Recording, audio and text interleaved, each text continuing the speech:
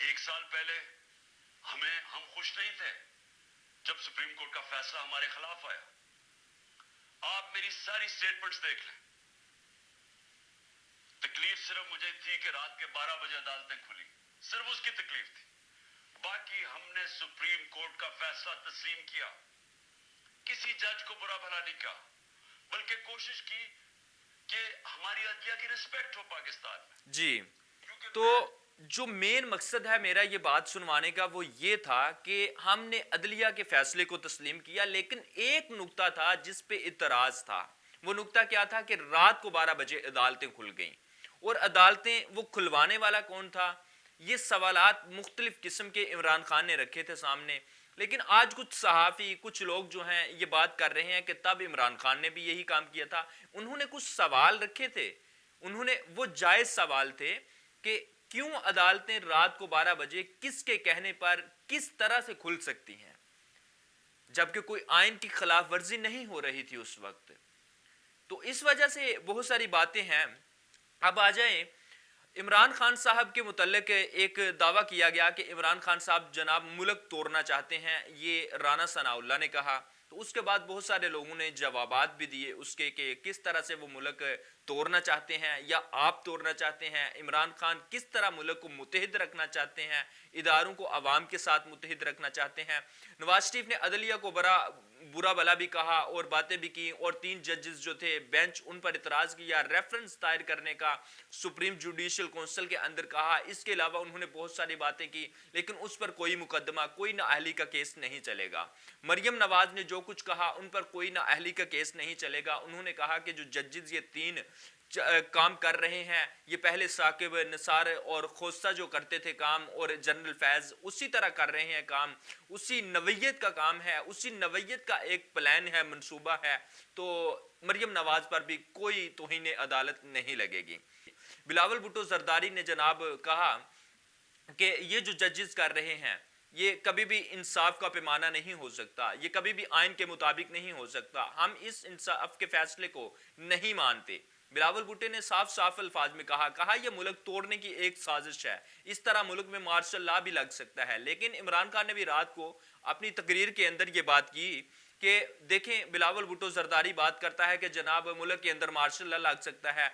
मुल्क के अंदर अगर मार्शल लॉ लग जाता है तो फिर क्या सूरत हाल होगी। फिर इसके अलावा बिलावल भुट्टो जरदारी के उस पॉइंट को इमरान खान ने वाज़ह किया। इमरान खान ने कहा कि बिलावल भुट्टो जरदारी जो मार्शल लॉ की बात कर रहे हैं, इसके नाना को एस्टेब्लिशमेंट ने इसी वजह से फांसी दी थी। तो अगर आज भी बिलावल भुट्टो जरदारी ये बात करेंगे और एस्टेब्लिशमेंट इस तरह के हथकंडे इस्तेमाल करके किसी एक शख्स को फांसी तक ले जाएगी, तो क्या बिलावल भुट्टो जरदारी फिर भी एस्टेब्लिशमेंट का साथ देंगे, फिर भी अदालतों के फैसले तस्लीम नहीं करेंगे। इस तरह के इमरान खान साहब ने काफ़ी सारी बातें भी की, काफ़ी सारी उन्होंने जो नुक्ते थे वो भी आवाम के सामने रखे। मौलाना फजलुर रहमान साहब एक मजहबी सियासी पार्टी और मजहबी जमात और मजहब को हमेशा इस्तेमाल किया। मैं ये नहीं कह रहा कि वो सियासत के अंदर क्यों है, मैं ये कह रहा हूं कि मजहब को हमेशा सियासत के अंदर इस्तेमाल किया जब भी उनको जरूरत पड़ी। तो अब उनका बेटा कहता है कि शर्री तौर पे ये फैसला गलत है जो 3 जजेस ने दिया। जो 3 जजेस ने दिया वो शर्री तौर पे किस तरह से फैसला गलत हो सकता है, उसके अंदर शरीयत कहां से आ गई, ये इस्लाम को बीच में लाने की क्या जरूरत है।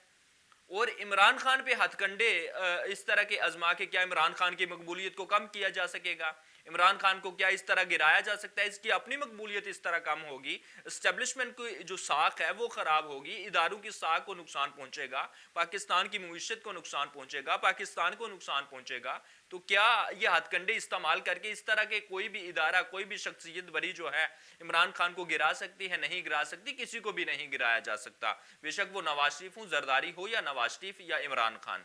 लेकिन इमरान खान इस वक्त जो है सियासी तौर पे बहुत ताकतवर बनकर सामने आए हैं, अवाम उनके साथ है, पॉलिटिकल हमायत उनके साथ है, जो इदारे हैं वो भी कुछ लोग उनके साथ हैं। तो इसलिए उनको इस तरह के हथकंडे इस्तेमाल करके नहीं गिराया जा सकता। आप देखें कि पीटीआई ने 22 अफसर जो हैं जिन्होंने जुल्म तशद्दुद किया पीटीआई के साथ, उनकी लिस्टें तैयार की हैं। ये एक मैं आपको चीज़ बता रहा हूं। तो उन लिस्टों के अंदर अगर इमरान खान की हुकूमत आती है तो क्या उन 22 अफसर जो पुलिस वाले भी शामिल हैं, उसके अंदर ब्यूरोक्रेट भी शामिल हैं, 1-2 टेक्नोक्रेट भी उसके अंदर शामिल है, क्या उनको वो सहूलतें मिलेंगी? उनकी मर्जी के मुताबिक फिर उनको ओहदे दिए जाएंगे? नहीं दिए जाएंगे। پھر ان کے لیے مشکلات بن جائیں گی. تو اگر وہ اپنے کام آئینی طور پہ اور آئین کے تقاضوں کے مطابق کریں اور انصاف کریں, اگر لوگوں پہ ظلم نہ کرتے اور اگر اب بھی نہ کریں, اب بھی اچھے سے اپنا کام جو ہے کرنا شروع کر دیں, تو پھر شاید بہتری آ سکتی ہے. اچھا, بلاول بھٹو زرداری جو ہیں جناب, انہوں نے کابینہ کی ایک میٹنگ ہوئی, اس کے اندر انہوں نے شرکت نہیں کی, کیونکہ اس میں جو لوگوں نے جنہوں نے شرکت کی تھی, تحریک انصاف نے ان کی لسٹیں تیار کی وزراء کی اور کچھ لوگوں کی, اور وہ ان پر توہین عدالت کے لیے ایک پٹیشن دائر کرنی ہے کہ یہ جناب فیصلہ نہیں مان رہے, انہوں نے عدالتوں کے متعلق کچھ الفاظ کہے. تو بلاول بھٹو زرداری ایک سیانے باپ کا بیٹا ہے, اور اس نے اس کے اندر شرکت نہیں کی اس میٹنگ کے اندر کہ مجھ پہ بھی توہین عدالت نہ کہیں لگ جائے, کیونکہ ان کو تو گائیڈ کیا گیا تھا پہلے سے. تو بلاول بھٹو نے ایک خطاب کر دیا, اس کے اندر سب کچھ کہہ دیا جو بھی اس نے کہنا تھا. لیکن جو شہباز شریف ہیں, انہوں نے بڑی سمجھداری کا مظاہرہ کیا. شہباز شریف صاحب نے جب پہلے اعلان کیا, ایک ٹرینڈ چلایا گیا جناب, میڈیا کے ذریعے سے پیغام بھجوایا گیا کہ جناب وہ تقریر کریں گے. انہوں نے جو تقریر تھی کابینہ کے سامنے اور دوسرے لوگوں کے سامنے, وہ کیا رکھی سامنے, کچھ نقطے جو رکھے, انہوں نے بڑی ہلکی پوزیشن لی. ہلکی پوزیشن کے اندر ہلکی آنچ پر انہوں نے کچھ جملے کہے. انہوں نے کہا کہ ہم پارلیمنٹ میں یہ معاملہ لے کر جائیں گے, سوچیں گے, اور یہ جو فیصلہ تسلیم کرنا ہے یا نہیں کرنا, پھر جو فیصلہ جو تسلیم نہیں کرتے لیکن جو پیسے 21 ارب ہم نے بھیجنا ہے وہ سوچیں گے پارلیمنٹ کے ذریعے سے, اور ہو سکتا ہے ایک ترمیم پہلے آئی ہے, ایک ترمیم ہم اور کر دیں, اس پہ بھی سوچ و بچار کیا جا رہا ہے.